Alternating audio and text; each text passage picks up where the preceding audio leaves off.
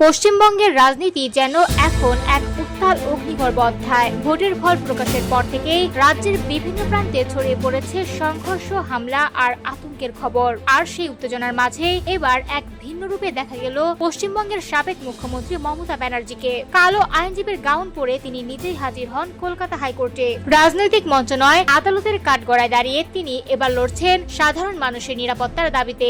Vote পরবর্তী সহিংসতা নিয়ে দায়ের হওয়া মামলায় নিজের বক্তব্য তুলে ধরতে গিয়ে মমতা ব্যানার্জি বলেন, রাজ্যে এখন সাধারণ মানুষ চরম নিরাপত্তাহীনতায় ভুগছে। আদালতে তিনি দাবি করেন, সহিংসতার আগুন থেকে রেহাই পাচ্ছে না নারী, শিশু, এমনকি সংখ্যালঘু সম্প্রদায়ের মানুষও। নিহত 10 জনের একটি তালিকা জমা দিয়ে তিনি বলেন, তাদের মধ্যে 6 জনই হিন্দু সম্প্রদায়ের। এছাড়াও এক 92 বছর বয়সী তফসিলি জাতিভুক্ত বৃদ্ধার উপর হামলা ও উচ্ছেদের ঘটনাও তুলে ধরেন তিনি। শুনানিতে আবেগঘন কণ্ঠে মমতা প্রশ্ন তোলেন, পুলিশ কি ঘুমিয়ে আছে? তিনি স্পষ্ট ভাষায় বলেন, পশ্চিমবঙ্গ কোনো বুলডোজার রাজ্য নয়। মাছের বাজার থেকে শুরু করে সাধারণ মানুষের ঘরবাড়ি ভাঙচুরের অভিযোগ তুলে তিনি দাবি করেন, অনেক জায়গায় পুলিশ অভিযোগ নিতেও বাধা দিচ্ছে। অন্যদিকে বিজেপি এই সহিংসতাকে তৃণমূলের অভ্যন্তরীণ কোন্দল বলে দাবি করেছে। দুই পক্ষের পাল্টাপাল্টি অভিযোগে রাজ্যের পরিস্থিতি আরো উত্তপ্ত হয়ে উঠেছে।